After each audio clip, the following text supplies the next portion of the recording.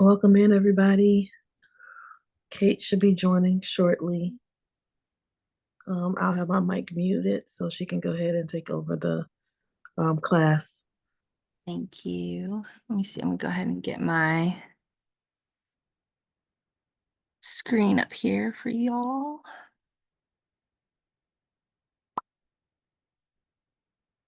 Okay.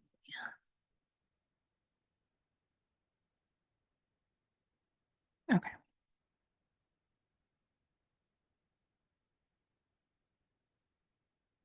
There we go.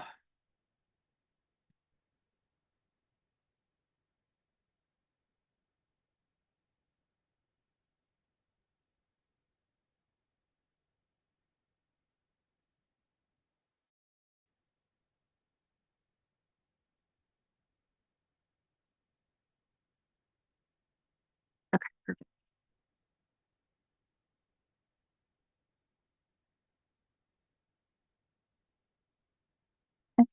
Yep, so I've got everybody here. So if you guys at any point while I'm presenting have any questions, please feel free to unmute and interrupt me. Um, I do not have any issues with that. Just gonna see, because I may, while I'm presenting, not be able to look at the chat. There it is. Okay. All right. So I do have it pulled up, but if you guys have any questions during this presentation, please feel free to unmute. So I'm going to go ahead and share my screen. Okay.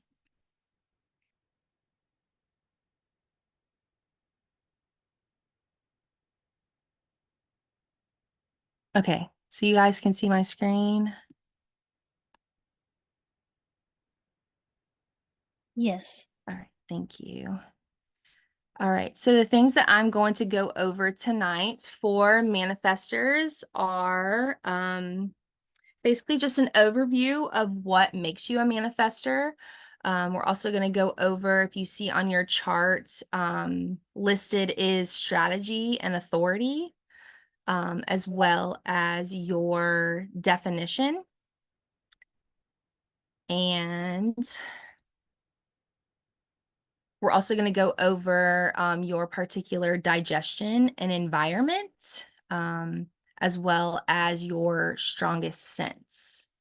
So being a manifestor, you make up 8% of the population. So besides the reflectors, I think they're like a 1.2. You are the rarest of the population. So manifestors here, you guys are the bold trailblazers that start movement and immediately make an impact.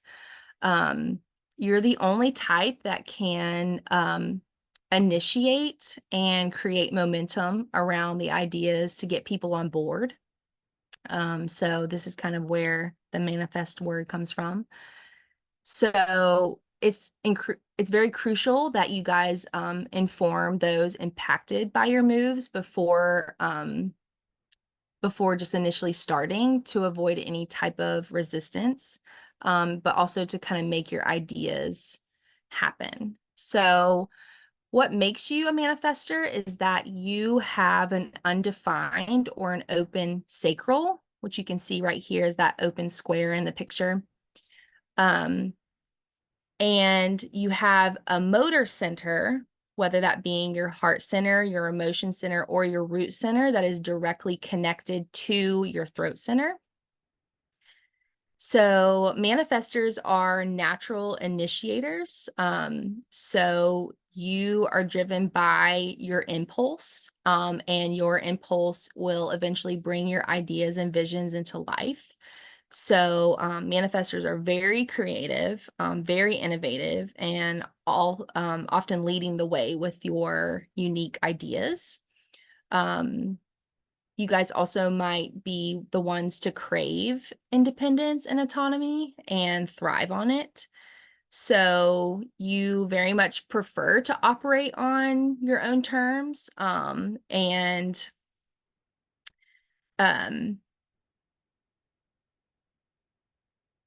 there could be times where you might have seen potential conflict in your life, especially when it comes to working with a group of people or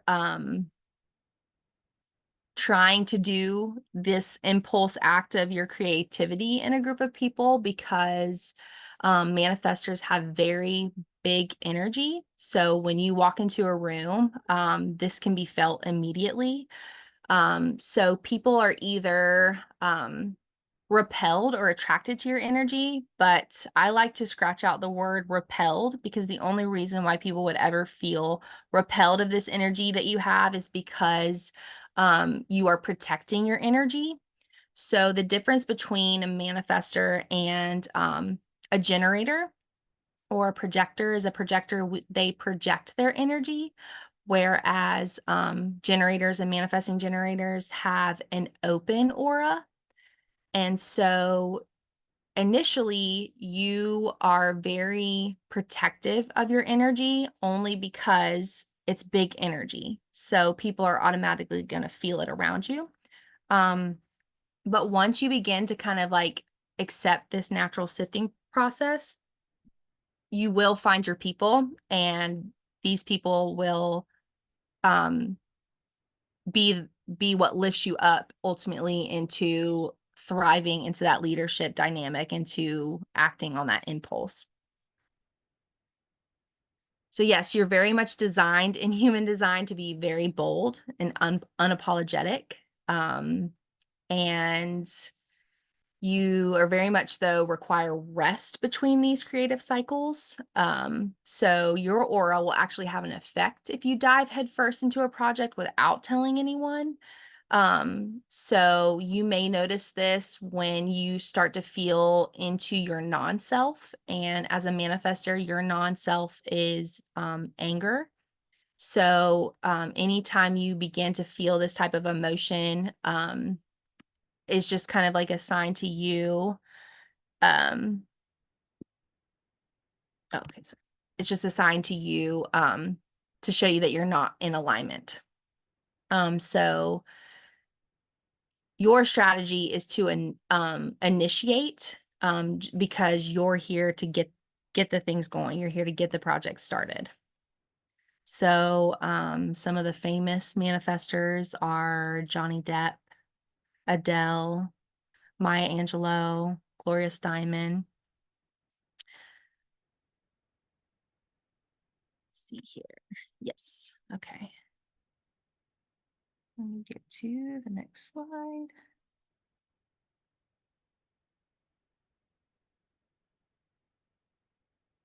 Okay, so if you guys look at your chart and see under the column underneath the descriptions that talks about your strategy, manifestors, you're here, like I said, to get things started. And your strategy is to inform.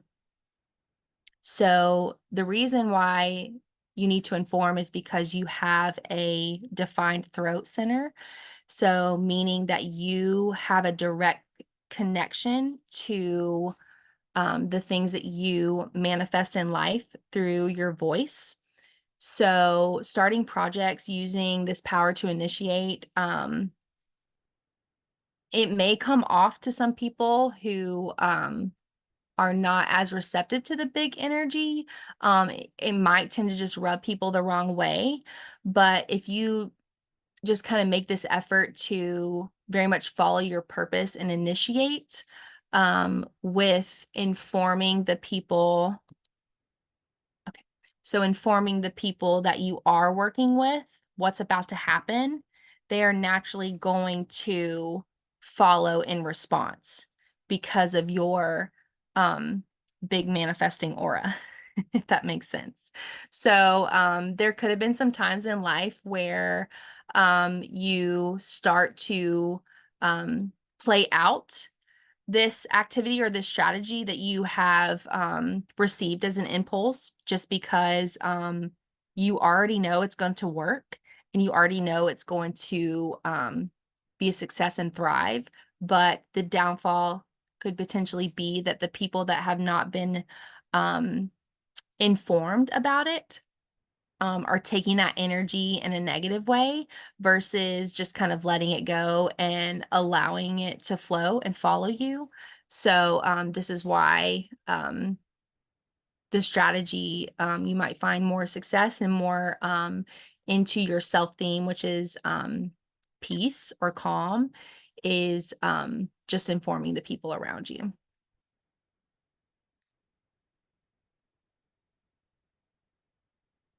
So if you look under the category of authority, the authority is your place of where you make all of your decisions. So let me see here. I had my notes up for the people that are in here right now.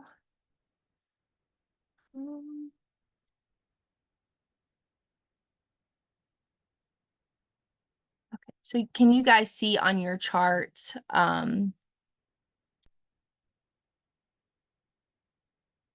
Yes, so I do know for the authority of the decision making with the emotional authority, I do have Kara, you are a solar plexus emotional authority.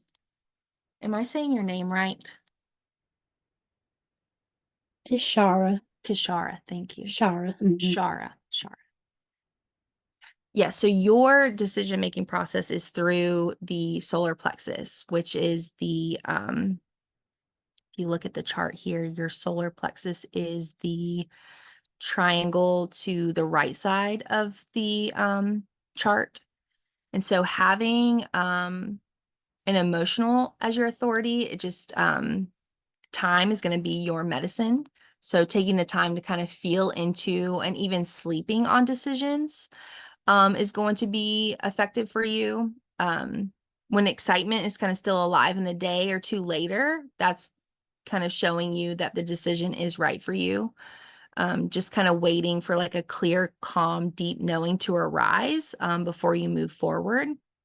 And just trusting the right opportunities are not going to disappear while you wait. That's a big one too. It's just receiving that clarity, knowing that what is right for you will stay. Okay. Does that make sense? Yeah. Okay. Let's see. And Damiana, did you have the same? Were you emotional authority as well? Damiana? Am I Yes. saying your name correctly? Yes, you are Thank you. Okay. You had the emotional authority as well? as well. Yeah. Okay. Awesome. Let's see here.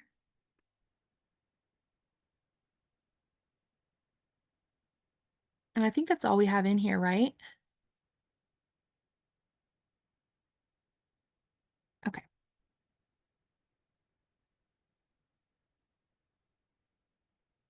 So then we'll move on to the definitions of your human design chart.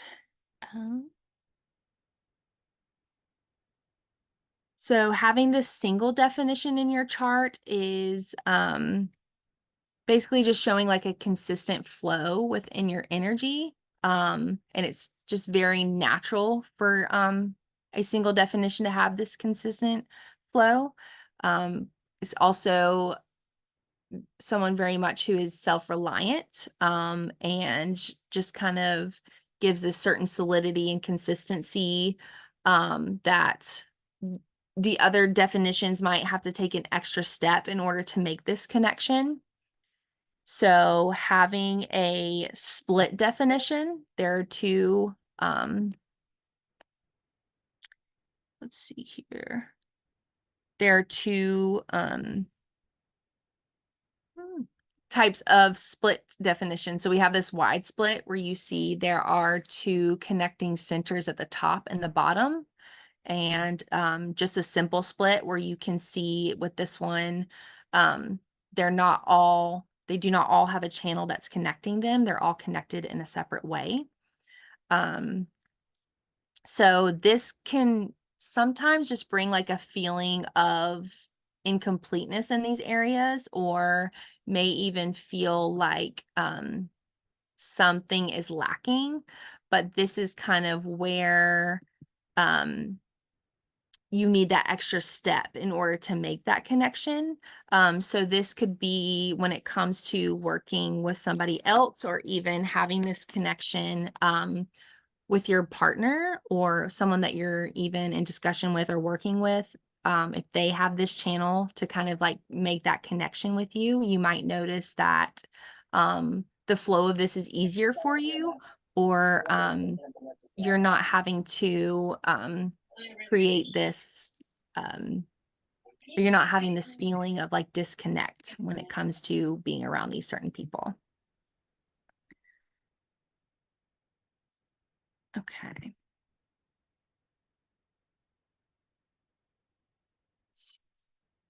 Does anyone have any questions so far? Not yet. Okay. So, on your chart, you have in between the head center and the ajna center, you have these 4 arrows, and these are the 4 arrows of human design.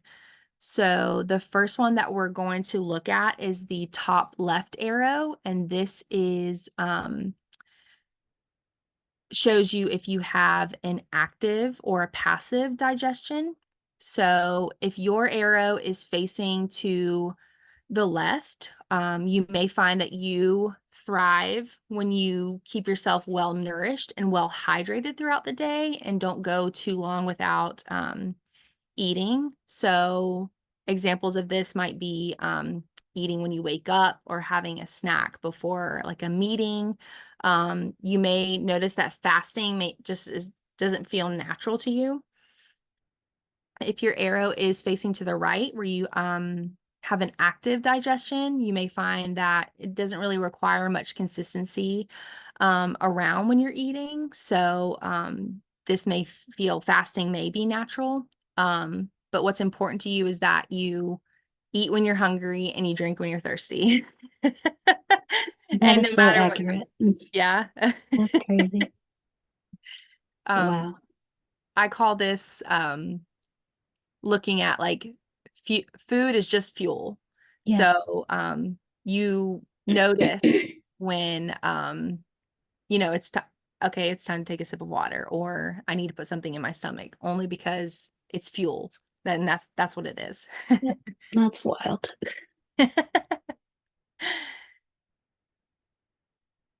Okay, yes. So these are the different types of digestion. So what is your digestive type? What does your chart say?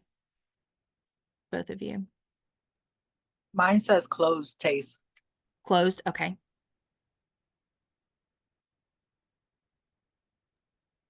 Mine says buzzing, nervous touch.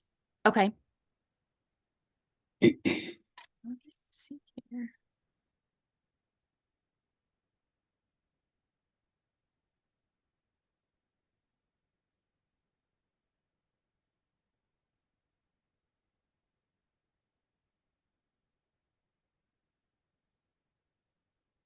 Okay.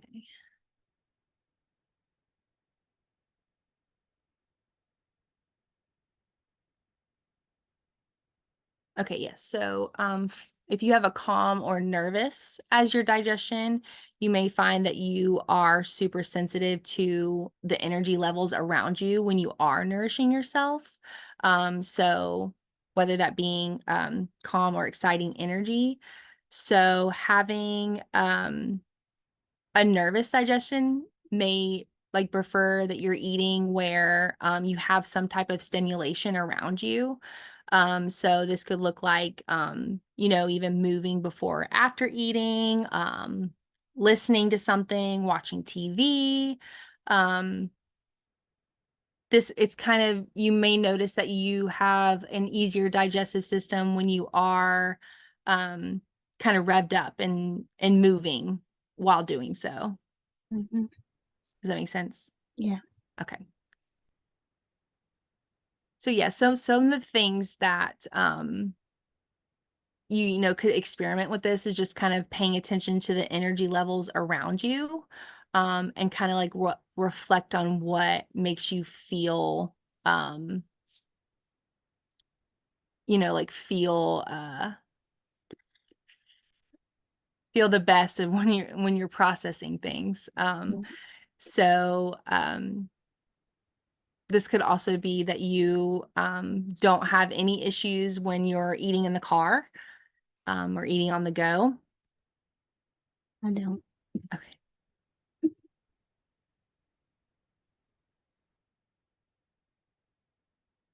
Okay, then we have, you said closed, right? Closed digestion? Yes. Okay, thank you.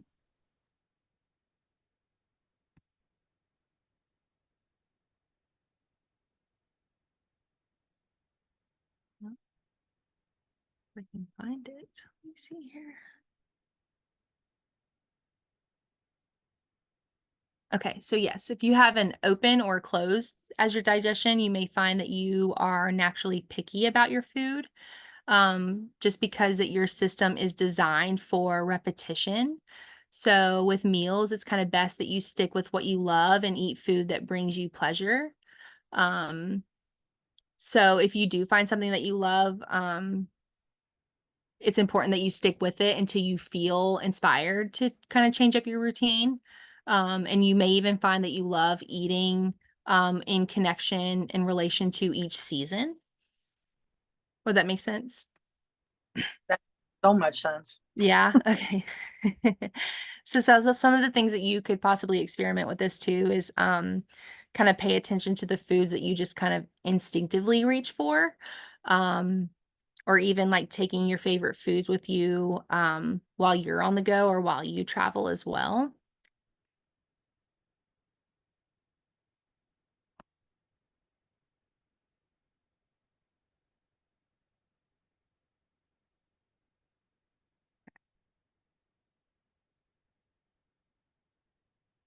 Yeah, so there's like a lot of different ways that, you know, and it's not even just about taking in food. It can also be how you take in the knowledge or take in any type of like physical or emotional experiences.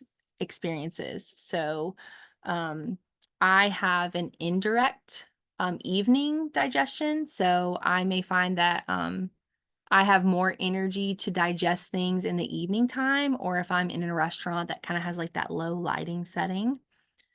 Um, I know Ermi, when we talked about Ermi's, that she, um, no, I can't remember, but she basically does not have any effect on any type of food, basically meaning like, um, I'll eat anywhere, yes. anytime. Thank Don't you. care. You don't have to experience much intolerance with food or digestion, so. All right, so the next we'll go into is the environment. So going back to these arrows that you see between the head and ajna center, your environment is going to be the bottom left. So yes. It's right here.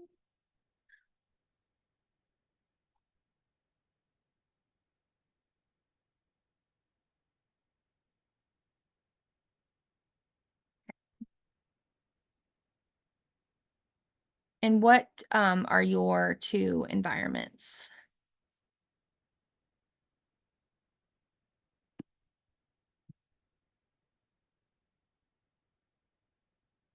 Sure have. Kitchen. You have kitchen? Mm-hmm. Okay. I also have kitchen. You also have kitchen? Okay, awesome.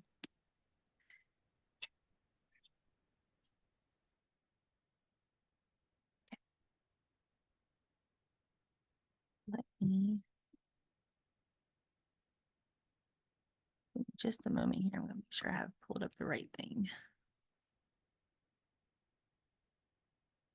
So basically, when it's talking about the kitchen, it's talking about like your area of alchemy. So your area of where you feel the most comfortable to create, and the most comfortable to create something for others around you. So it doesn't necessarily have to like fully um express kitchens. It's basically just showing you need a place that provides your creativity, your nourishment, and your homemaking. And people with kitchen environments also may be very particular into who they allow into their environment, just because um, it can be very easy for others around you to kind of throw off the energy, especially when it comes to having this nourishment homemaking environment. So this could even be like your altar space, or your meditative space. You might even notice like a difference in the energy if someone's even stepped into that place, or has tampered with anything in this place. But if you do find someone that you kind of feel comfortable with having in your space, is very important too, because this is your creative space.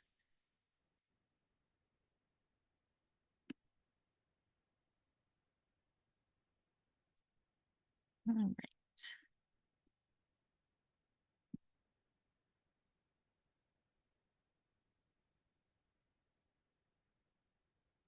Why did I just use it? Okay, there we go.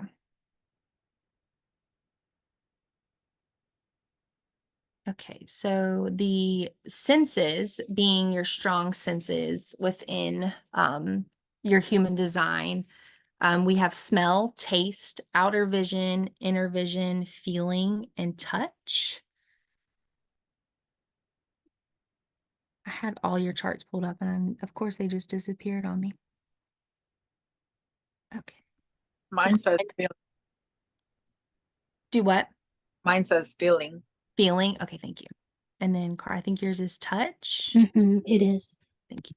So, having a touch as your strongest sense doesn't necessarily mean that it's like thriving or having the strongest sense when it comes to like physical contact with other people. Touch could very much mean that you use your own skin, or you're also very aware and in tune with your body. This could be, when you're receiving information, like you kind of know possibly when you're starting to feel sick, Yes. or you're very cautious or very aware of even how clothes fit on your body. So my strongest sense is touch as well. So going out in public in clothes and then coming back into my home, they just feel heavy, just Yes. from the energy soak. So I am someone who constantly changes clothes throughout the day. Yeah. um, Wow.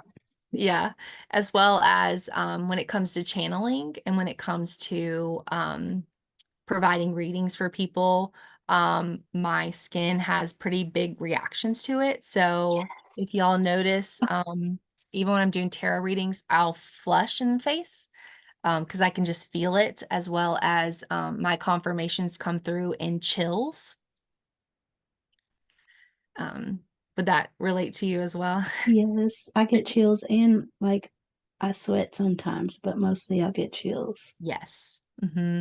And then I Yes. might like itch sometimes, but no, like I can't see it, but I know I'm itching. So Yes. that's crazy. Mhm. So these are the things too that you can kind of tap into, especially if you are looking to heighten any of your psychic abilities as well, because your strongest sense is going to be, one of the first senses that comes to you when giving you the answer or reacting when you are channeling or practicing any of your abilities. Let me get this up A here. question. I know you. Yeah. I don't think you did Damiana's yet. But Mhm. with the outer vision, inner vision, could you after Damiana, could you explain that one more time for me? The outer vision and inner vision? Yeah, I'm gonna let Dami Yeah. go first, but I wanna, yeah, because I Okay. kind of remember, but I was like, wait, I forgot. Yes, I got you. Let me pull this up real quick. But while I do that, Ermi, I just finished up with um Tiffany's reading, and I was telling her, like, with the small amount of looking at yours and then looking at hers, how even down to the words that you both choose to use in what you're doing in life is just so aligned with your human design chart. That's what we were talking about, is how you using Ermi and Ermi sees is just Hmm. written all over your chart, as well as her using the words intuitive consult is written all over her chart. Wow. So yeah, that was Wow. pretty fun to look at today too. Okay, here we go. Feeling sense. There we go. Okay, so the design sense feeling, it's characterized by just this deep attunement you have with your emotional and energetic sensations. So you may notice that when it comes to getting an understanding or navigating the world, you kind of base that on emotional states. So that could be yours as well as the people around you. So you are someone who can probably just even feel like the temperature change in a room when someone's energy is affected. So someone could walk into the room, look completely fine, but you know something is off with their energy. This is like where your kind of abilities come with guiding um, individuals with how they interact, but also how they make decisions. Just because you're very much in tune and in that feeling sense of energies around you. Does that make sense? Makes complete sense Okay. because I everyone always said I'm empathic, meaning that I just feel everything. I can feel shifts all around me, and that's why I tend to avoid crowds. Okay. Yes, that would make sense. It's just like it's kind of like a temperature, it's like you feel energy as a temperature. So you know when it drops and you know when it heightens, because it's all coming from that emotion center. Okay, and so Does outer that vision, mean, do what? sorry, what I was gonna ask, so does that mean Damiana can feel when she is reading psychically versus mediumshipically? Is that even a word? Will she be able to know from feeling? Was it what am I trying to say? Trying to say, will she be able to know easily with her feeling ability to know when she's tapping into somebody's energy psychically versus not psychically?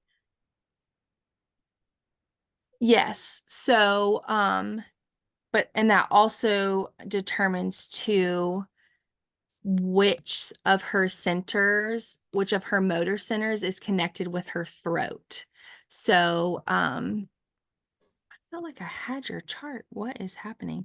Let me see here. So, So is it easier?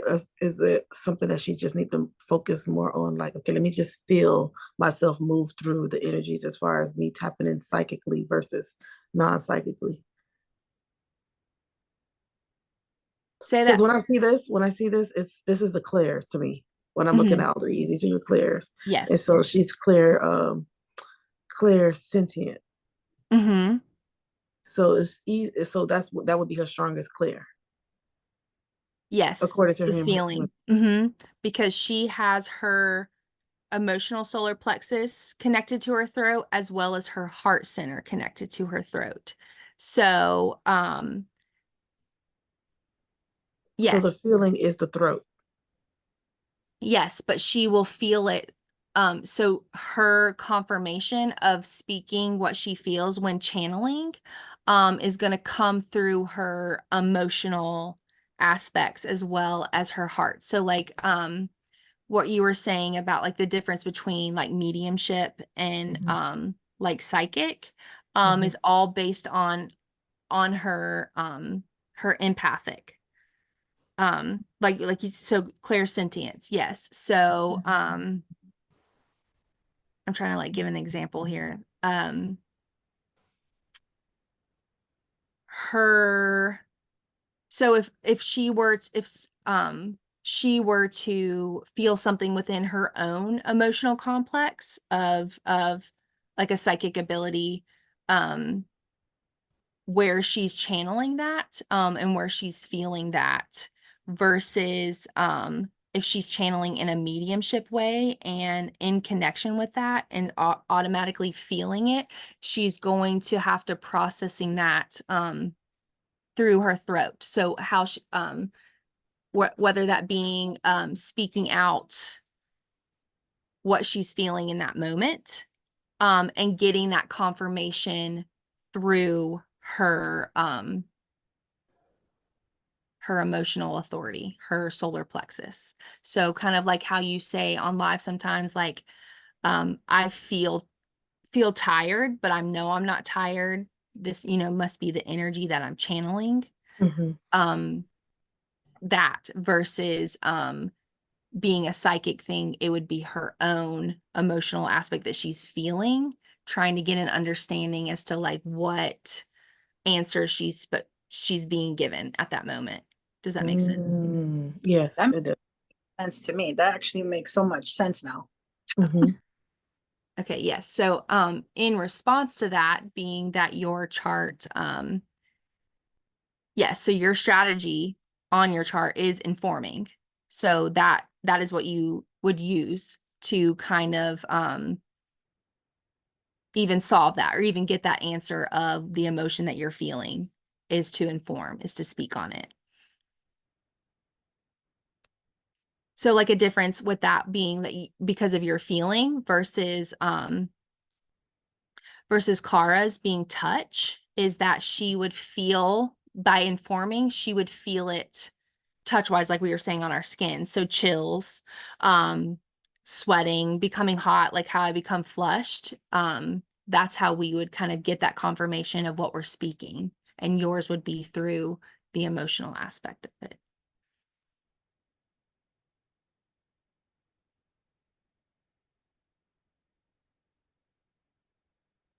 So yeah, Ermi, the outer vision is speaking to your individual ability to perceive and interpret the external world visually.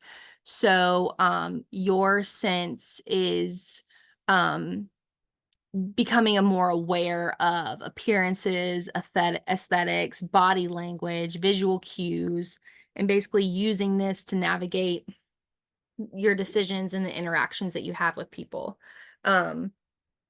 This might also help when you are processing or digesting any information to close your eyes, just because your first sense is going to be that outer visual world.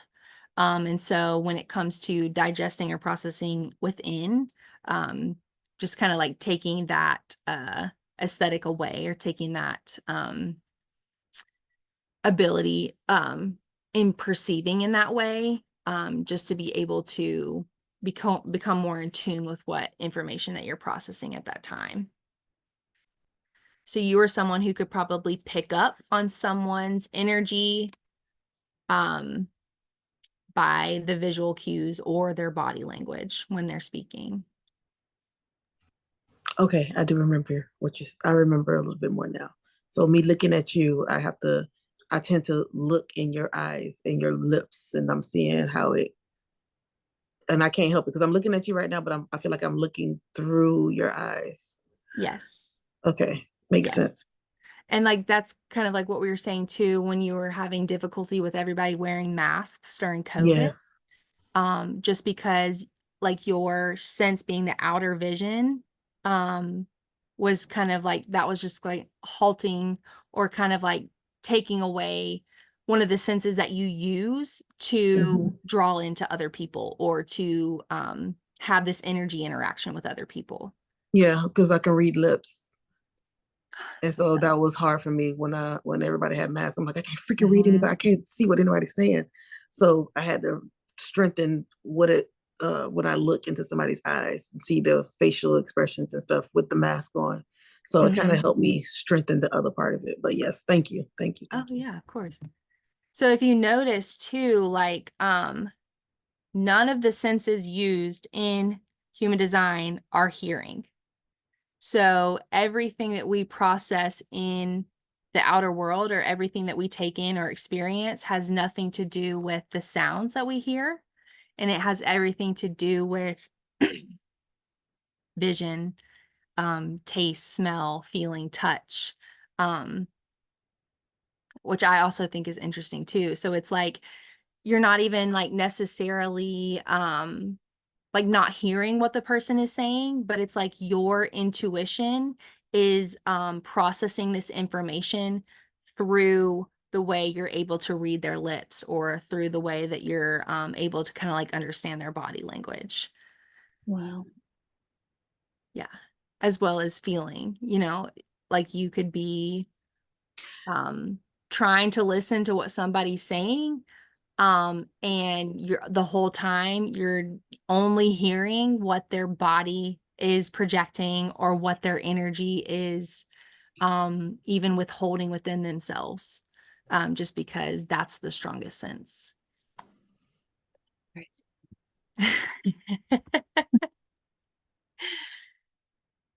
Okay, let's see.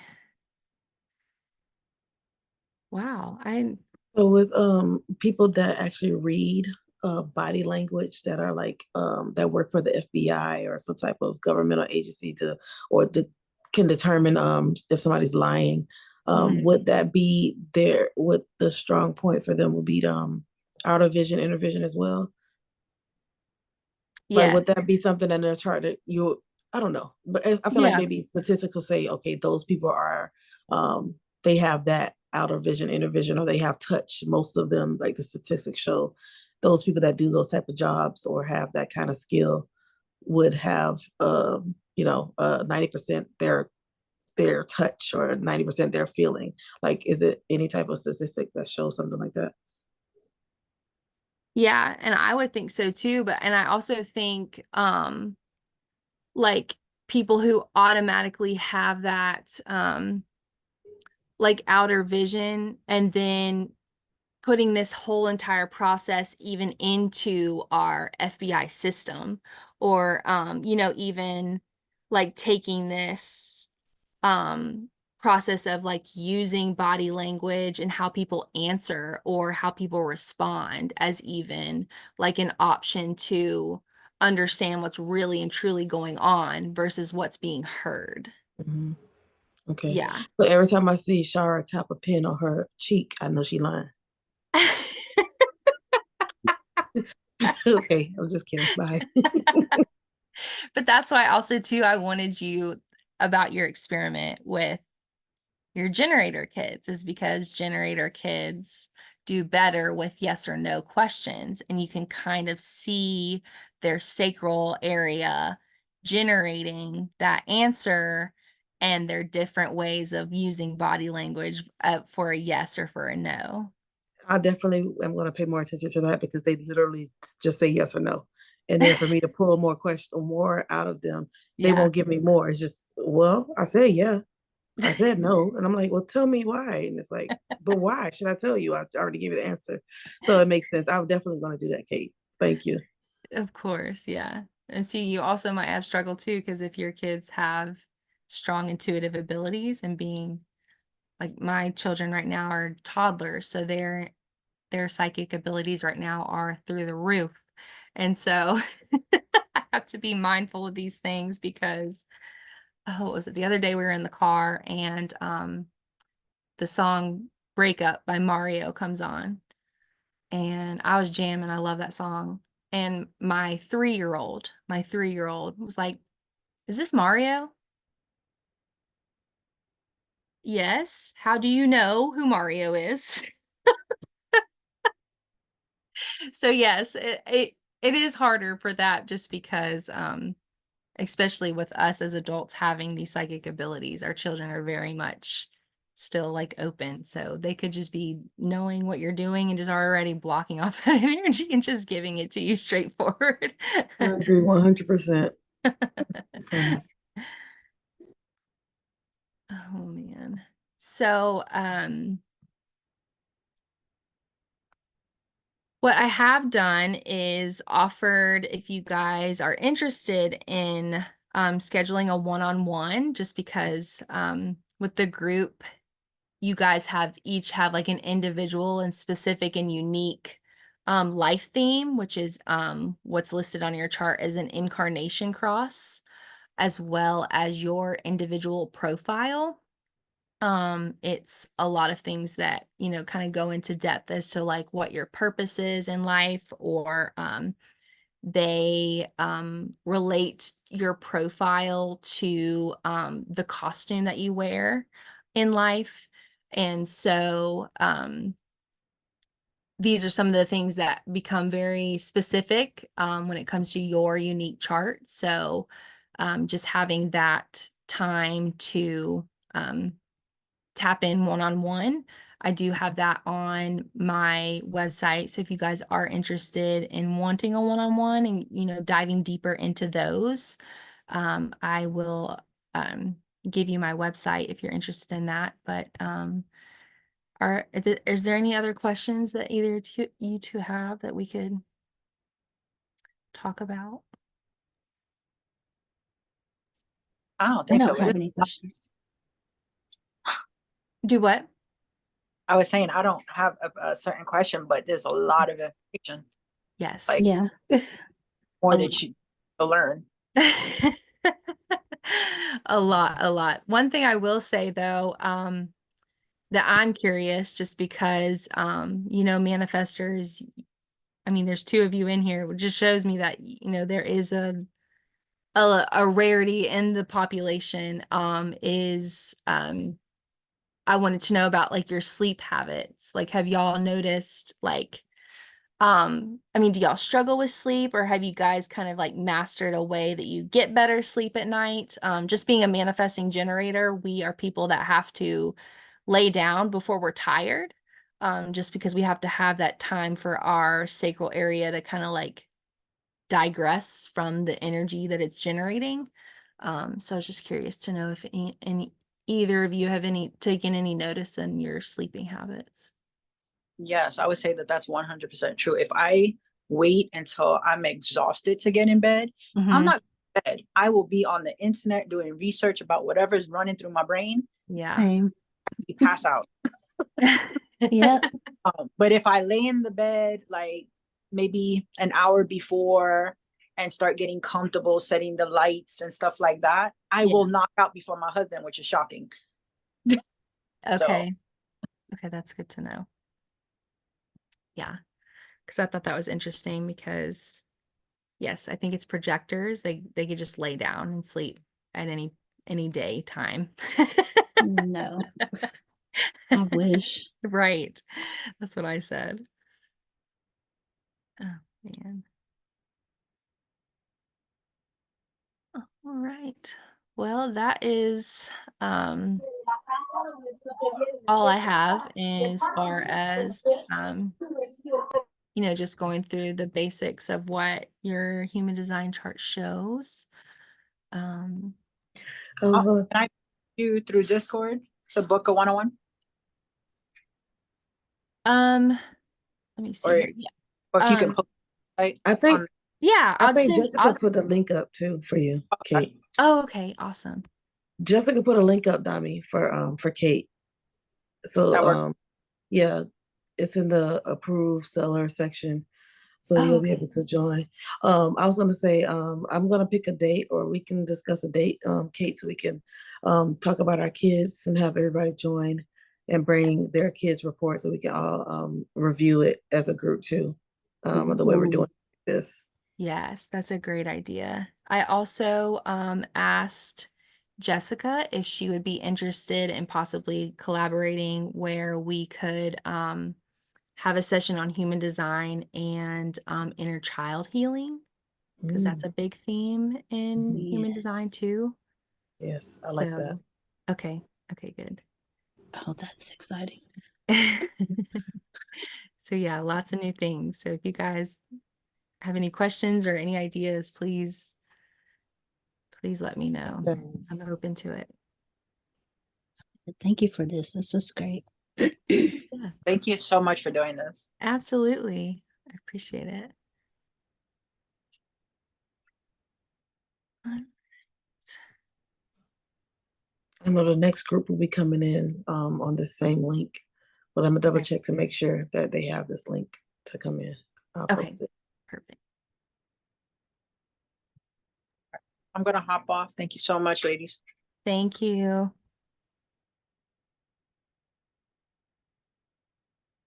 All right.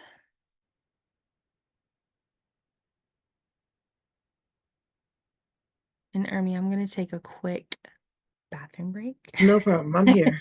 Okay. I'm here.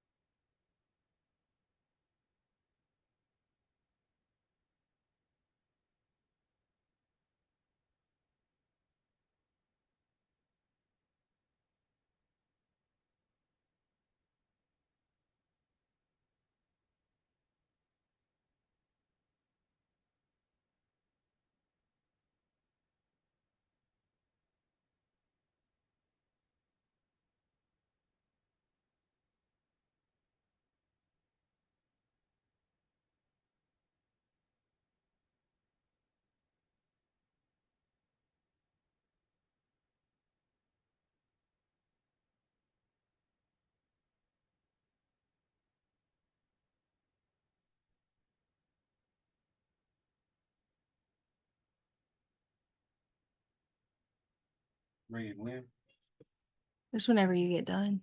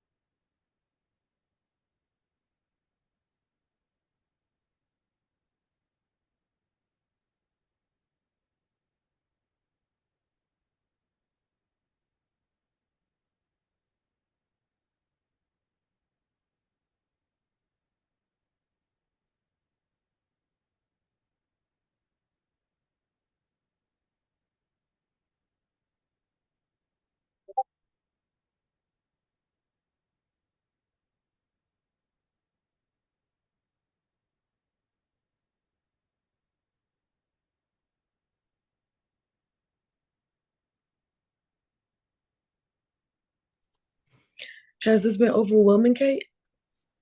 Mm-mm. No, Oh, good. I like it. I enjoy it.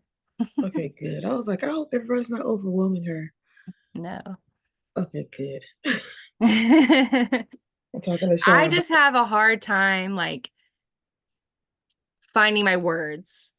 That is like Oh, okay. something I just like absolutely struggle with. I Mhm, feel like I could just be using all the wrong words mhm, for like mhm, completely different meanings. mhm. That's my Sound only like issue. me.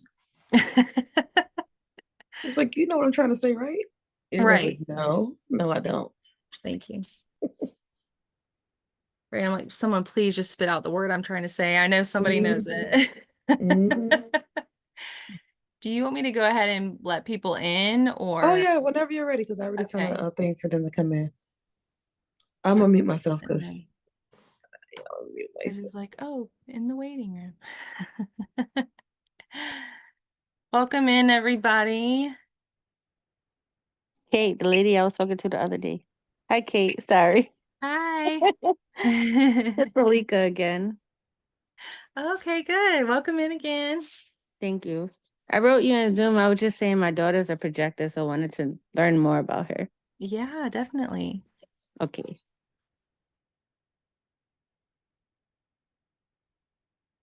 How old is your daughter? She's going to be 6 this July. Oh, okay.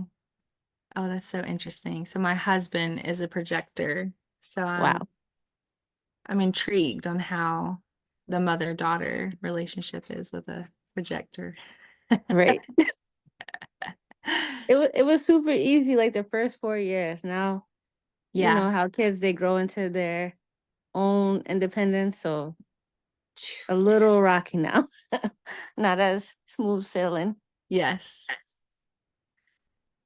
So I always I've always said with, dating my husband and being with him now that he came with his own language that I needed and like a set of Rosetta Stone just to kind of understand how Right. he expresses things and says things. Yes. And then learning that he's a projector, I was like, that makes sense that you are formulating energy in a completely different way than I am. Right. All right, so we'll go ahead and get started. I know some people are still coming into the chat. So yes, so today the things that I'm going to go over, if you have your chart in front of you, I think what might help me is the things that we are going to go over are your digestion, your environment. We're also going to go over your particular strong sense that's listed, as well as just an overall general of what makes you a projector when it involves your human design chart. So at any point in time, you guys are invited to completely interrupt me, unmute your mic, and ask any questions. I will have the chat up, so there will be times I might ask y'all to just type in the chat what your environment is or what your digestion is. That way, that might help me out a little bit just to kind of go over, make sure I go over what your specific one is. And we'll just go ahead and get started.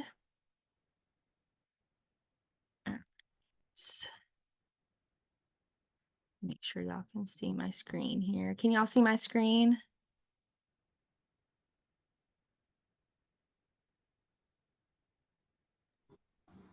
No.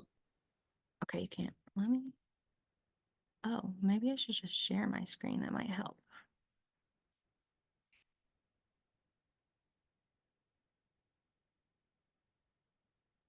Okay. Y'all can see that?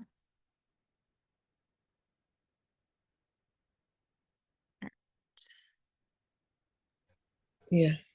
Thank you.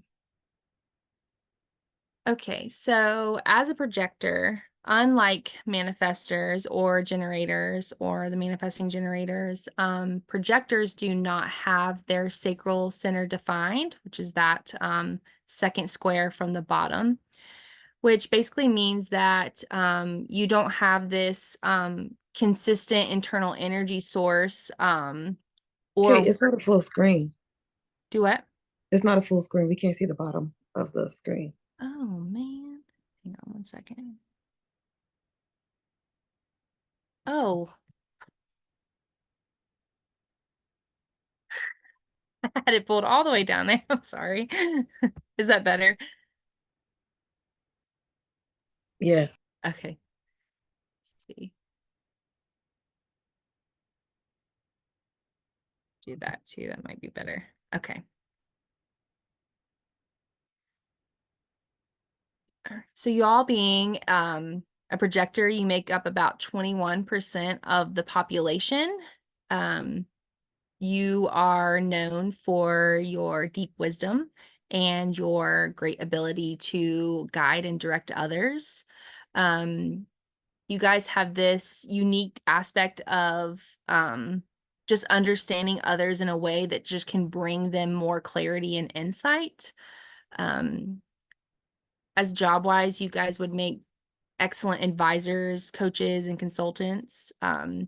Your aura is very focused and absorbing. So this is where the word projector comes from. You are naturally projecting your aura. And so this just allows people around you in your environment to either absorb it or just become more focused. But this also just allows you to have more accessibility to other people's energies, and this is where you get that unique, like deep understanding of people around you. Projectors are also known as the mind readers. So you may have been said that at some point in your life, or you just kind of know what people are thinking or what someone's about to say. Okay, yeah, so Michelle said yes. Yes, so my mind readers, just because you are projecting your aura and your energy, and this is something that it's really important to become aware of, because being a projector, you guys need more rest than any of the others, because you live in a world with other generating energy. So these people have this natural ability and consistency to have this internal energy, whereas you are the ones that need to wait and rest, because having this waiting strategy is going to give you more of like an understanding and acceptance to having people around you value your specific aura. Yes, snaps were in your design. Very much so. And so as having this particular energy type can be a blessing, but it also could be a caution, just because what both allows you to experience such focused empathy also makes you very vulnerable to conditioning and burnout. So having this source of your gift, it's the ability to recognize how energy should be applied. And so instead of creating this energy and taking it like full steam ahead, you guys have this powerful force to kind of extend it and project it out towards others, and then act upon what you are received back. So that reciprocity, my husband used that word all the time, reciprocity. And that is where you know that the energy that you hold is being valued to be presented into a leading coaching dynamic. this is how you guys are very much able to create this like deep and meaningful connections with people. But it's also very important to maintain your boundaries, ensure that you don't kind of lose yourself in this world of this manifesting generator energy. So if you are a projector who had generator parents or manifesting generator parents, there could have been this this struggle or this back and forth just because you are in no way closing yourself off or being lazy. It's just the fact that generators are able to kind of generate through that sacral energy and keep going, whereas you're going to wait for that invitation to respond and then act, which can be very, very beneficial in the long run. Okay, husband's a manifesting generator. Yeah, so some of the things that I think of when it comes to this dynamic is because I'm a manifesting generator, my husband's a projector, is okay, same here, is I mean, I'm just always wanting to go, go, go. So let's go do this today, or how about we do this? And I very much have to honor the downtime, honor the rest time, and even honoring just this time frame before we do go and do something.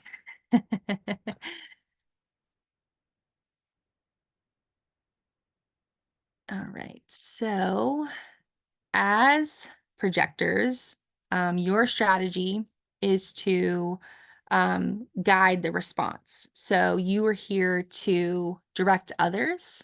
But when it comes to directing others, you need to wait for that invitation. And the reason why you wait for that invitation is because you are naturally aware of the value of your energy. And so, putting yourself in a place where it's not being valued or honored is going to lead to that burnout feeling or sensation to where you just don't have any more energy to put into what you're doing or who you're even interacting with, to the point where there could be times that you are frustrated or angry because the energy is not being aligned and you just stop responding to people. um or not even answering the questions that they're asking you in that moment. So we're all conditioned to believe that like initiating action and essentially going after the things we want is the best way and the only way. But projectors, this is just not going to work for you. By simply like taking your foot off the gas, everything is going to fall into place. So your strategy dictates that instead of chasing projects, you just invest your time and energy into those things that light you up. And then people and opportunity are going to come to you in abundance. So this was another experiment realizing with my husband is starting a business with him. I was very much diving in and trying to get all the things done, trying to find the shortcuts to get things done. And, he was very much wanting to wait to invest the time and energy to get the most ultimate outcome. So by the middle of it, I was completely done. I was burnt out. Versus, just taking it step by step, not skipping a step, and getting more of an outcome and more of an advantage out of it too. Okay, so if y'all can for me in the chat, type in what your authority is that is listed on your chart. For you projectors, this could be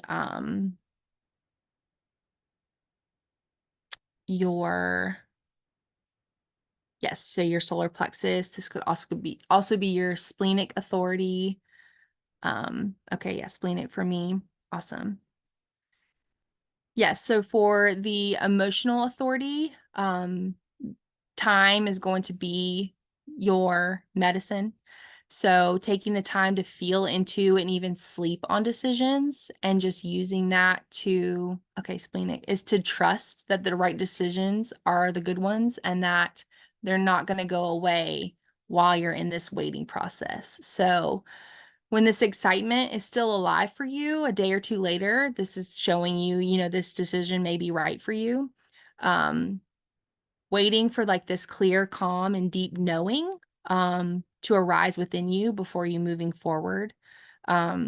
Just because you need to trust that the right opportunities for you are not going to go away during this wait process, that everything is going to come to you in this dynamic flow that you're creating. So with a splenic authority, you are going to rely on your powerful, clear, and quiet intuition to guide you. The spleen is our intuitive area. Oh Lord. The spleen is where our intuition comes from. That's better. So as soon as you receive this like intuitive hit of knowledge, whether it's like a whisper or it could also involve that strongest sense that you have on your design, honor it and move it into action. So this is going to be where your quiet time and your time alone is very important for you to kind of connect with your instinctive knowing. So this place of recharging your batteries, but using this space to recharge your batteries to maintain that connection with your intuition. So this could be difficult because you're trusting something that you're not really able to see the light at the end of the tunnel. You aren't in know of the outcome, but trusting your intuition and using it as your guide, you may start to notice that more abundance and fruition is coming into your life when you are becoming in tune with that specific area of your authority.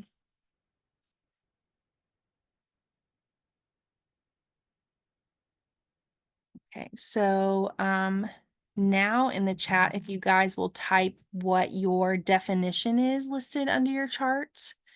This could be single, split, triple definition.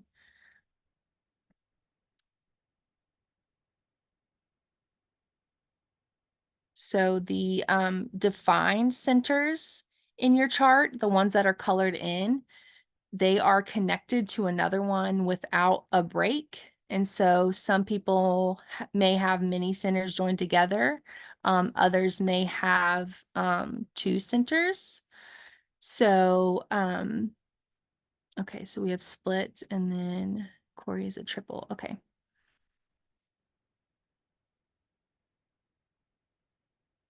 All right.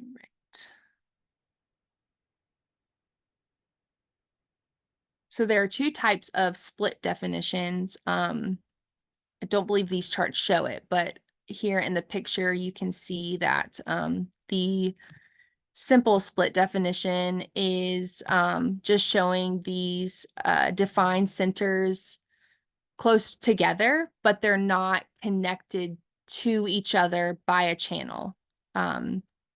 So there is some type of break or a bridge needed in order to like connect or make an energy flow through each of the defined centers. So what this could bring about is just rather than having these definitions that just work autonomously from each other, they will still kind of make up this like fixed fixed like consistent nature. You are needing some type of bridge or connection to bring those together. So that could just be environment, that could be someone in your relationship, someone you work with. You may notice that there just brings that flow that you may not necessarily experience or feel on your own or when you're working on something on your own. Let's see. would I be quadruple if they're connected but not bunched together? No, so this is, yours would be a wide split definition. So you can see here on the top, these two centers defined are connected, and then there's another two centers down here that are connected. So this is what you would call a wide split definition. So it's basically meaning in the same thing. So whether that being you just need some type of bridge or connection when it comes to this energy dynamic for these centers to feel of like a natural flow together. So I know that may like sound confusing, but describing this is in no way saying that there is a lack of something when it comes to these definitions. It just means that you are potentially in your life and in your design thriving for connection or thriving to help others make a connection because you have this split. And so having a triple split definition is actually very rare, Corey. So that's only about 10% of the population, but there are three distinctly separate definitions. And so each set of these definitions can become connected in multiple ways by the auras of other people who have these gates or these channels connected. So for this reason, having a triple split, it's advisable for you to be around others in public areas so that you can kind of experience or experiment these joint up energies temporarily and how they can affect the certain things that you are wanting to accomplish or feel or do in your life. So when it comes to, say, for example, like channeling, having a triple split, you may be someone who finds that you channel easier or channel in a better way in a group like this, like in a Zoom setting or a meeting, versus just having like a one-on-one channeling session with somebody. Because you weren't in the public. Yeah. Yeah.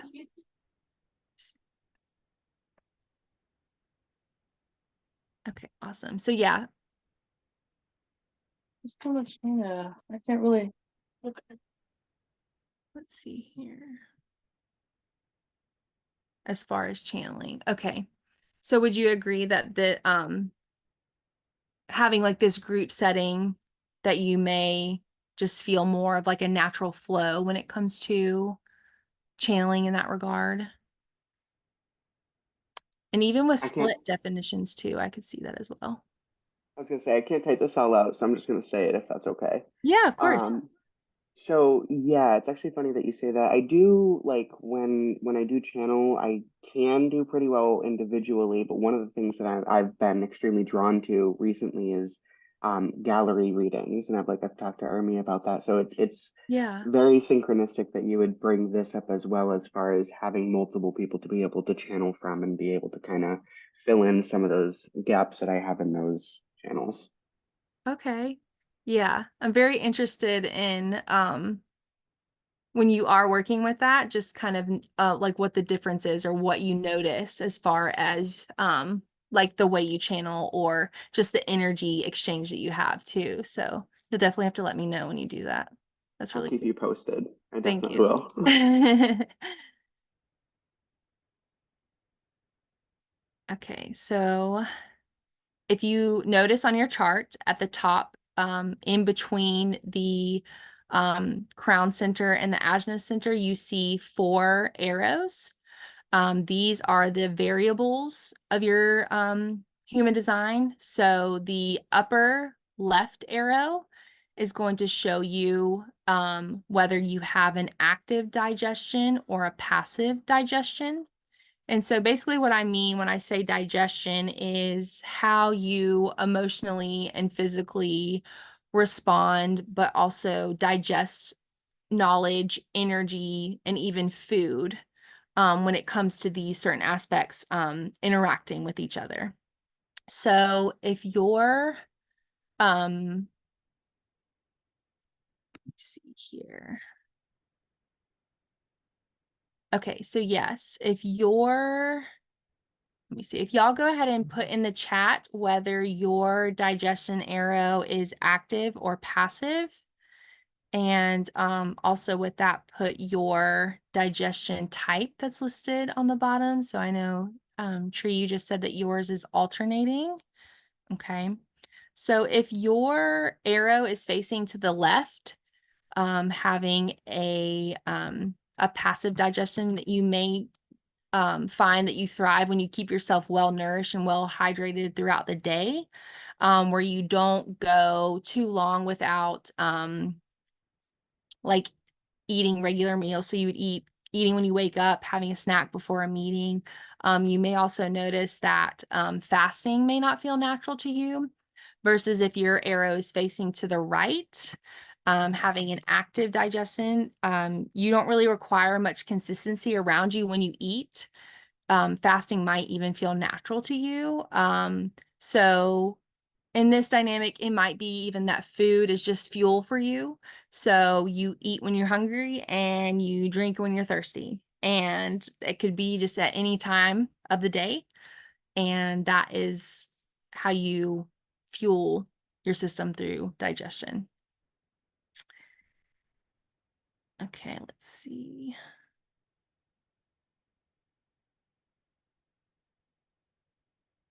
So yes, if you have a consecutive or an alternating digestion, what's important is that it's simplicity in what you eat. So rather than like overwhelming your system with like a lot of ingredients or, just a very broad, loud recipe, I guess it's best to take like one ingredient at a time. So the simpler the meal or drink, the better you might feel energized. So ways to kind of experiment this is just kind of eliminating some of these like excess ingredients, or kind of, instead of mixing your food together, you kind of are like dispersing it out on your plate, and just practicing like simplicity. Let's see. So then if you have an open or a closed digestion, you may find that you're naturally picky about your food, because your system is designed for repetition. So with meals, it's just best to stick with what you love and eat, that bring you pleasure. So if you find something that you love, you may find that you stick with it for a while until you feel kind of inspired to change up your routine. And you also may find that you love eating with the season. So your food preferences are lined up with the season that we are currently in. So one way you can kind of experiment with this digestion type is paying attention to the foods that you kind of like instinctively reach out for. And also, if you are traveling, to take your favorite foods with you while you're traveling. Yes, Michelle, you had a question?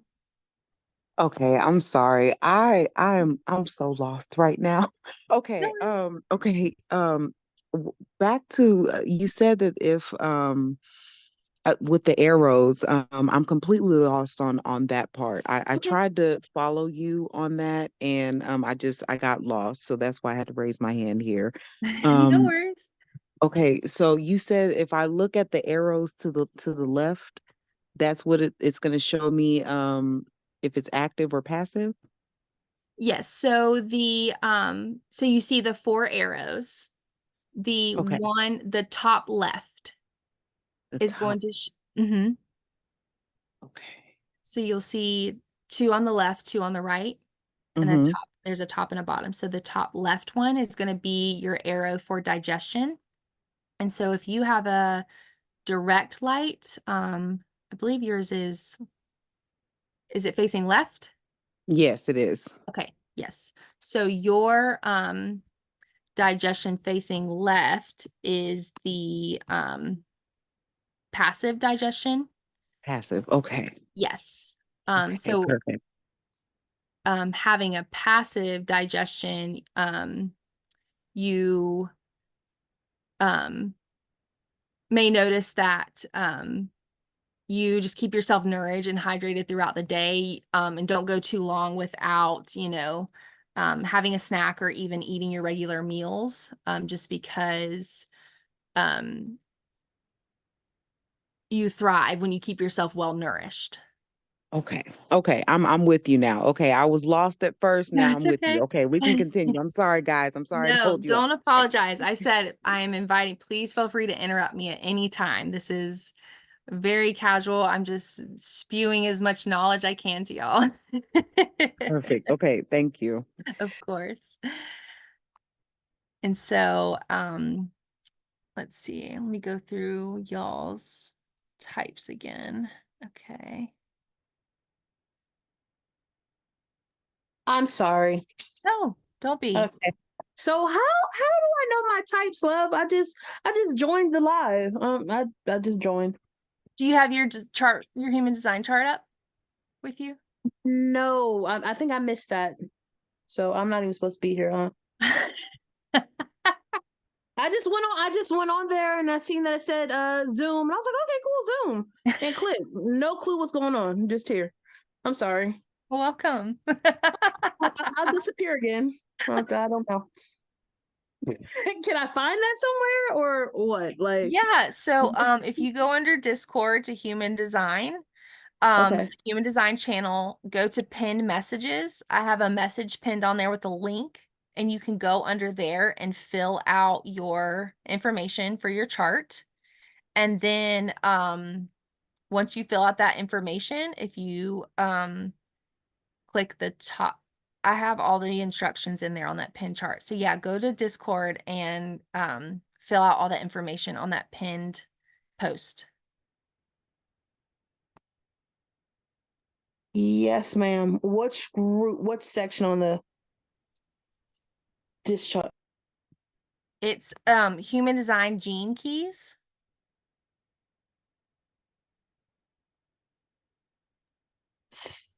Thank you. Of course.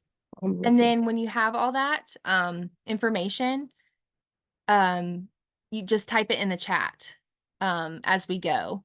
And then that way, as I'm looking, I can kind of come back and just give you like a brief overview of the things that you put in there. Okay. Okay, thank you. I'm looking, girl, because we have a lot of stuff in this Discord. Look for the Okay. pinned message. It's pinned. It's Mhm. pinned. Under general chat? Under chat room? No, under human design. Okay. Why am I not finding it? Okay. Thank you. Of course. Okay, and did anyone have hot or cold as their digestive? Let's see. Okay, so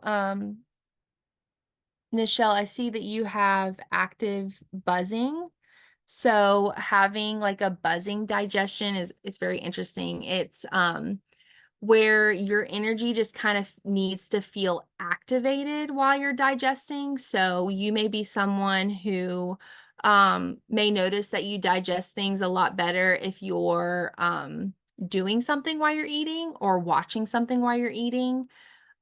So this could also be somebody who's just capable of like eating a couple bites and then you get up and do something and then you'll just come back to your food. But the reason why it's called buzzing is because like your energy just kind of needs to feel like it's in movement while you're eating. But when it comes to being a projector, my husband has an active buzzing appetite too. And so this is dinner time is our TV show time. So we are watching our TV shows while we are having our meals. Yes, okay. Is there anybody's that I did not? Okay. Daytime eating. I don't think I went over that one. see here.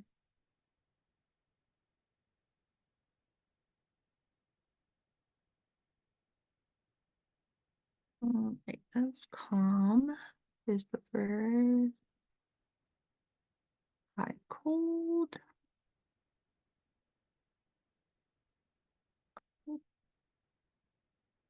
Open, closed. Okay, so it must be down here. Yes, okay. So having a direct or an indirect digestion, you may find that you're most sensitive to the time of day you eat. So whether that being in the morning or when the sun's about to set. So it's less about what you eat and more about when you eat. So those with a direct may find that they digest when the sun is up, and this may look like you're eating your heaviest meals when the sun is up, and then you stick to lighter foods when the sun is down. Those with indirect may find that they digest when the sun is down. So eating lighter meals during the day and having their biggest meal at night. But also having a sensitivity to light, as well as if you're having like high energy bursts at night. So I am an indirect light. I have my biggest energy bursts at nighttime. And so I enjoy eating in a very dim setting. I find myself, we sit down at the table and we have a lamp on our table, and I will turn it off. So I thought that was very interesting when I learned that mine was low lighting. So for direct, it's good for you to experiment like prioritizing like what time of day that you have noticed that you digest things better. So eating a good breakfast, or even eating near like a window or even outside, just getting that sun exposure when it comes to your digestive process.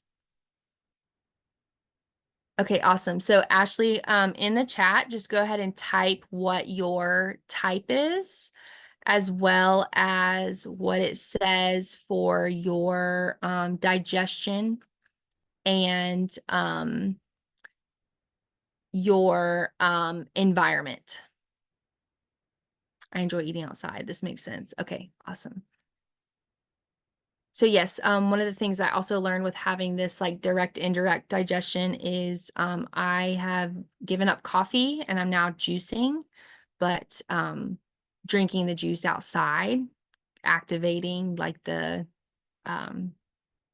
fruit from the juice with the sun. A lot more energy than coffee has ever given me. So something to experiment with as well. Right? Yes, I gave up coffee. Fruit. I'm telling y'all, fruit. Yeah, my energy levels have been a lot better.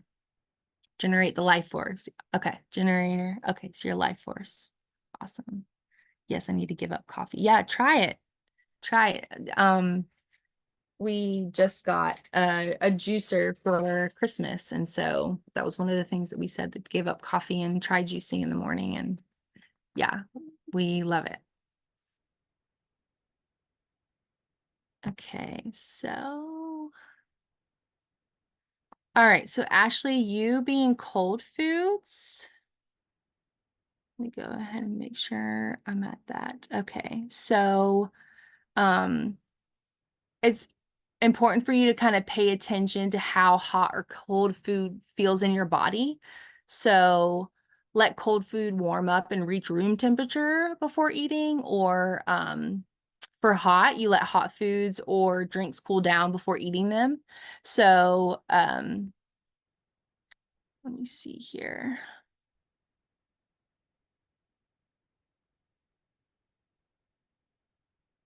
Make sure I have. Yes, so you may having this having like the cold temperature, you may just notice that you have a sensitivity to the temperature of your food, or you may notice a different digestive process when it comes to eating hot food versus cold food. So you might find that your system is more easily takes in food when it's cool, just because of how your body temperature reacts to it. So smoothies, salads, raw food, or even things just directly out of the fridge.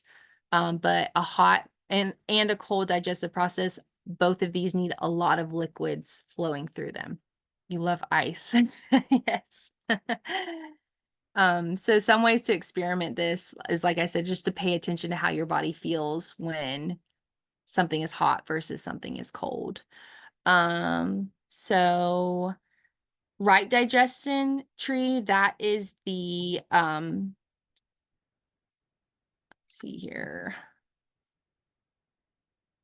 Just make sure. Yes, so that is the active digestion. And so what I was saying about the active digestion is that you may not like require as much consistency around when you eat. So the right digestion may be that you just look at food as fuel. So when you're hungry, you eat, and when you're thirsty, you drink, and that's about it. You don't really look to food as like a nourishment about your day when it comes to needing to accomplish something. So this would be versus you need to eat something before going into a meeting, or you need to eat something before you're about to do something active. You're just more so of like, okay, my body's telling me I'm hungry or I'm thirsty, I need to drink. Does that make sense?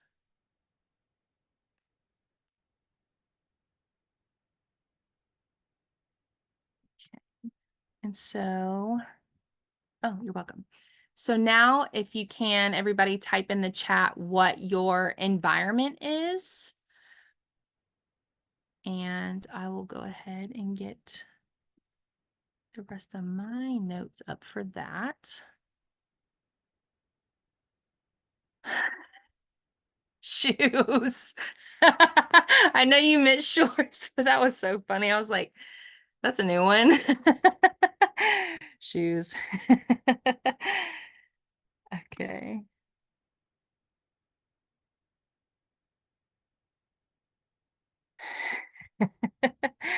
I gotta live in a place full of shoes.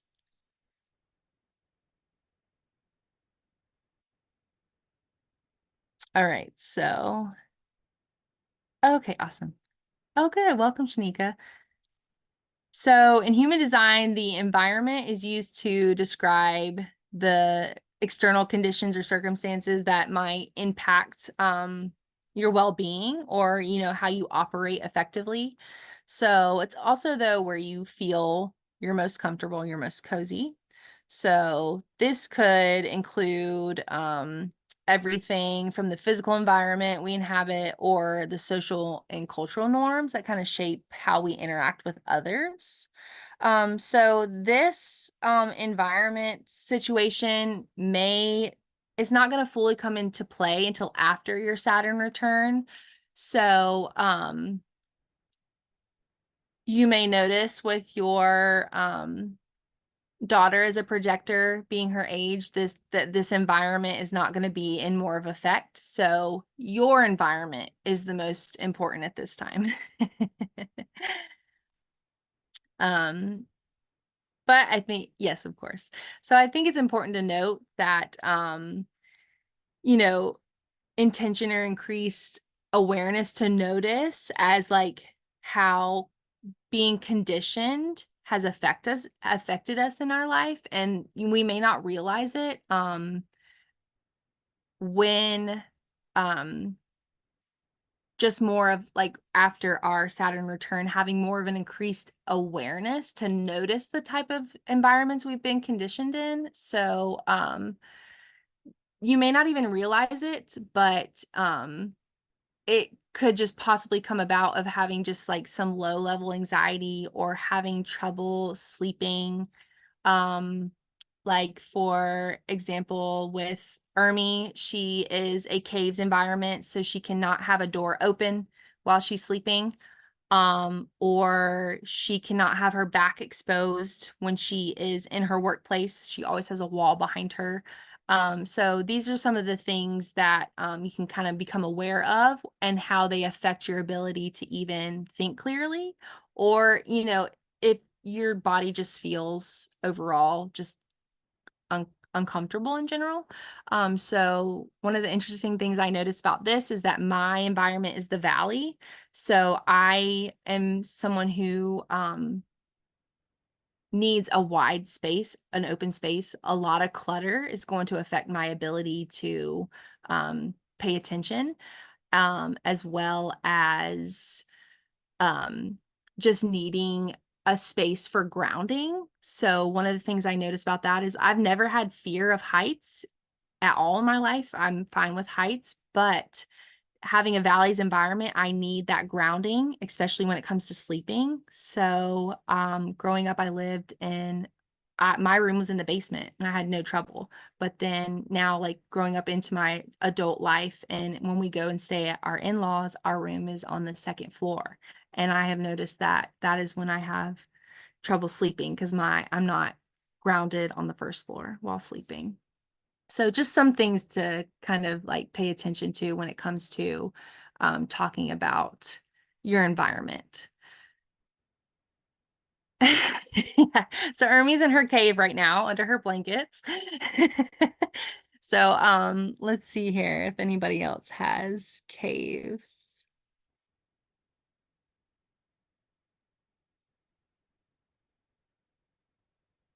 No. So but the cave environment, you just need this space. This is your space to recharge your batteries, and it needs to be enclosed. Would it Yes. make sense too, Kate, if because I haven't been live for a few days, but when I go back live and I'm looking at my sheet, I realize I haven't been live for like a week or 2 weeks and don't even realize time is just going by and I'm just doing my thing. Like, Mhm.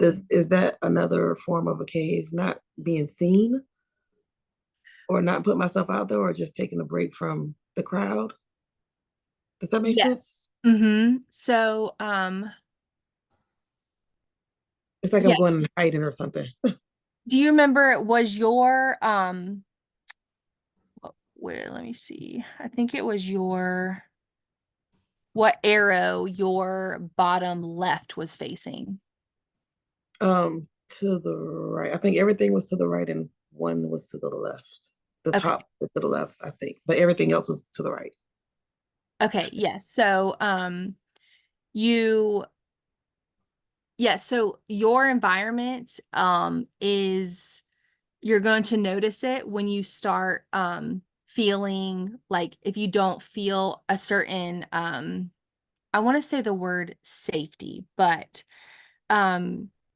you just may not be working about your home environment and like just having the control of whether you're hosting versus like attending.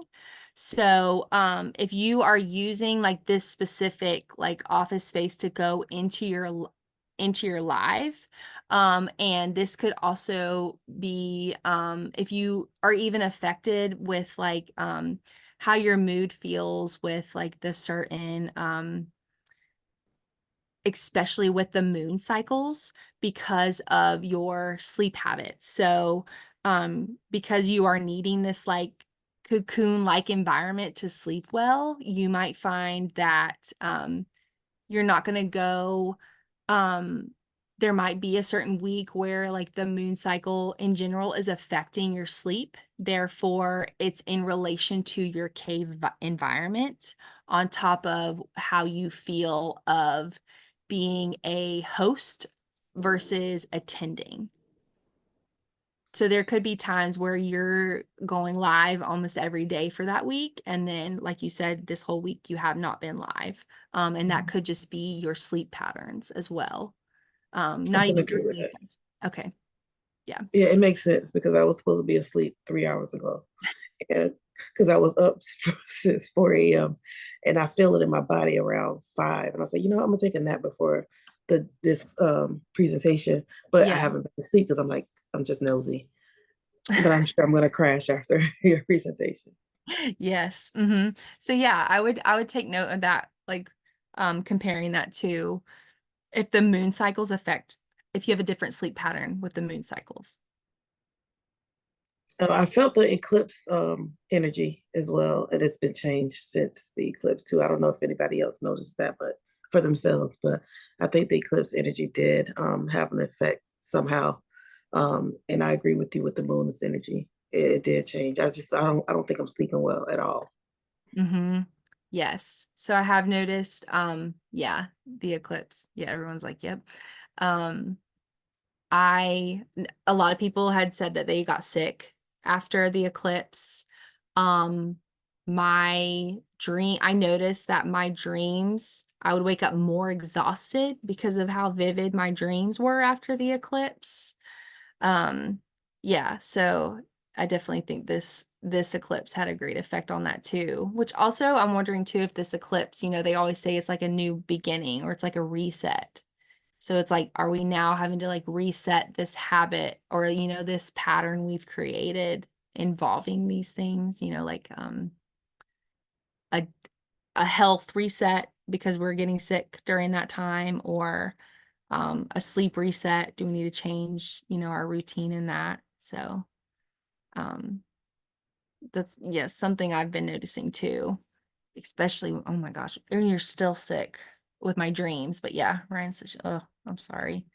But yeah, I'm wondering too if like how the eclipse affected you, if it's like that's the area you need to kind of like do a fast or a reset in. Hmm. Let's see. Yeah, so Corey, you have the kitchen environment. So yeah, you're already on top of it. This is your alchemy space. This is your place for creativity. Let me get to that. Yeah, so having this space in the kitchen, you are someone who is very selective when it comes to inviting people. Um, so you are doing something in this environment that is, caring for others. And you are encouraged to kind of like cultivate your creativity and explore new ways of nurturing yourself as well as others. But you have to feel the energy dynamic in your kitchen, in your alchemy space, in your creative space has to be well balanced because whatever you're creating, you have a deep appreciation for. And even the creative process. So, if you think about the energy that you put into when you are creating food, how is that energy being affected to the people eating the food that the energy was being put into? So yeah, this is very much a space where gathering, transformation happens, and a kitchen witch. Yes. Okay. Yeah, that's awesome. Yeah. And it doesn't necessarily have to be a kitchen. This could be your recording studio, your art space, your altar space. Um, but you're just comfortable where everyone is gathering in places that feel inspiring. And so having a mountains environment, let's see here. Where's my mountain? There it is. Yes, so having this mountains environment, you are someone who's characterized by challenge, adversity, and personal growth. So if you're tuned to this environment, you might be strong-willed and resilient. You also might have a deep appreciation for the process of overcoming your obstacles and achieving personal goals. You're also drawn to activities that, might require some endurance. As well as self-motivation. So this could also be where an environment that you like to be in high altitude or even just viewing of high altitude. So if you are in a space where you have um, a huge window where you're able to see the sky, you might feel more determined and more focused with what you're doing. I can't eat with my feet touching the ground. That is so interesting.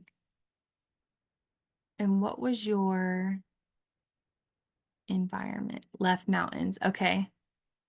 Huh. Yes. Okay. And yeah, so a lot of people too, I've noticed that have mentioned that they have mountains as their environments is having a connection with birds and having a connection with flight when it comes to their spirituality or their spiritual awakening too. Let's see here. We have mountains and then Nichelle with her shoes.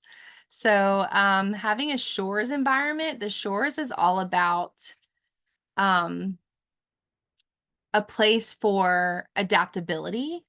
So if you think about having this space of, you know, in relation to a shore, you are characterized by a creative expression. So people who are attuned to this environment, you might be someone who's pretty flexible, adaptable. You have a very deep appreciation for like the ebb and flow in life.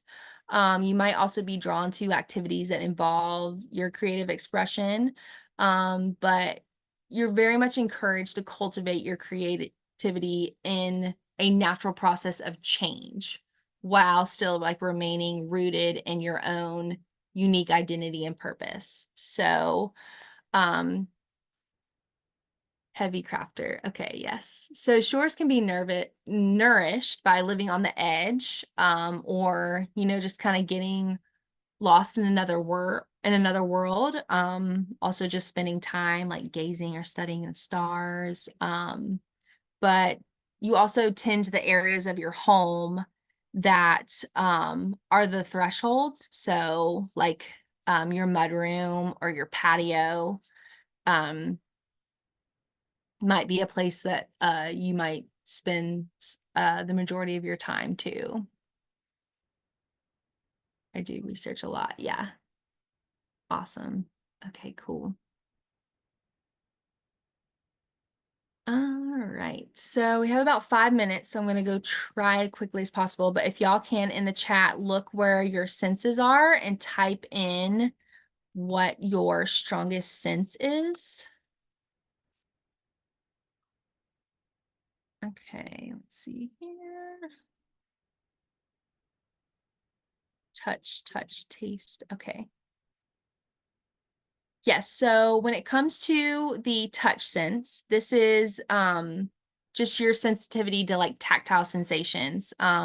So it extends beyond the like physical understanding of what you would think as touch, or, you know, more of a, like a profound understanding when it's involving like touch of others or your environment. This is more of you having like this intuitive sense of what your body needs, a heightened sense of personal space, but also just kind of like using your own skin in a way of how it interacts with other people and environments. So for instance, yes, I hate being touched. Yes, so I have noticed that I will become burned out quickly when it involves touch. But with this sensitivity, I have noticed that being out in public and coming back home, I have to take off the clothes that I had on because they just feel heavy. As well as when it comes to channeling and being vocal about what I'm supposed to be channeling, I receive like chills as confirmation. I also tend to get really, really flushed in my face while I'm channeling, or while I am doing my tarot readings, just because that's how my energy exchange is taking on with my strongest sense. So yeah, these are the things that I've just noticed when it comes to using this sense into my channeling abilities.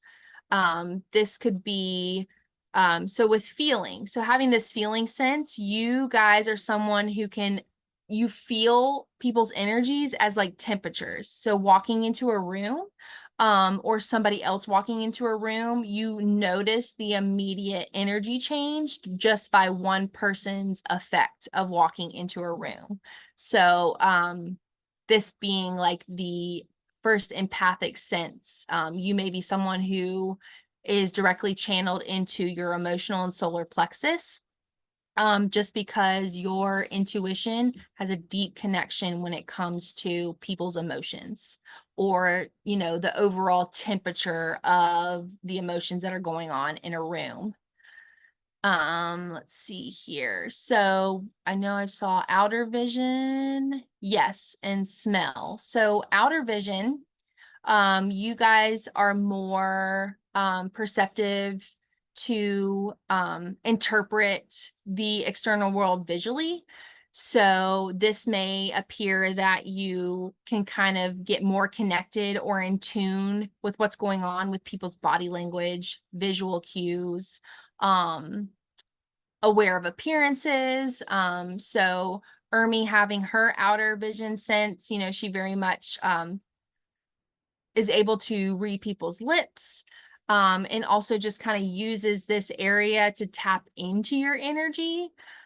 Just because what we talked about in last one is if you notice that there is no hearing as a strong sense in human design, because your body is going to be processing that information first.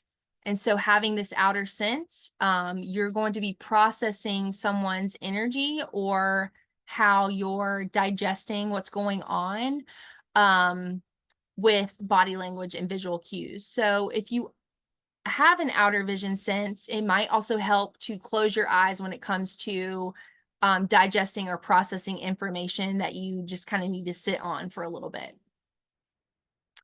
Smell. So people having a smell, I can smell things immediately and get a sense of the environment. Yes. So, like you said, this is like your ability to decipher and understand the world by, you know, kind of sniffing out the situation or the people, or, you know, just kind of gauging into this olfactory intuition to navigate your environment. But you also, having this as your strong sense, you also may be someone who can just kind of smell the bullshit when it comes to interacting with people. You know when someone's lying, and you know when someone's just kind of giving you false advertisement. Yeah. Yeah. So I'm curious to know too, if you have, there is a channel in human design that is usually activated when people can kind of have this intuitive, you know, someone's bullshitting, you can smell the bullshit. So so if you guys are interested, I know Ermi said that Jessica has posted my updated website. If you guys want to schedule a one-on-one with human design, this is where we can kind of go in depth with your life theme, which is your incarnation cross, as well as how your profile on your human design, which is kind of represented as the costume you wear in life, and how this is kind of like affecting your life theme, or how you are wearing it during your life theme, as well as going over the specific channels that you have activated in your chart too, and how they are connected with each center, and how you can kind of use these channels in your life for what you're striving for, what you're trying to do. So, a mile away. I wonder too if you're like super sensitive to smell. So I also have like olfactory ability, and so even using this in a mediumship dynamic is like the person coming in is like, can you use this olfactory sense to know the type of person that's coming in while you're channeling them, you know, because certain people of, you know, different age, or you know, even the things that they did in life, it's like you can pick up on what they did in life by like smelling the atmosphere that they're in, or if they're an older person or if they're a younger person, using that type of sense. So yes. Okay, awesome. All right, so it's being 9 o'clock. Don't want to take up any more of y'all's time, but if anyone else has any questions, please let me know.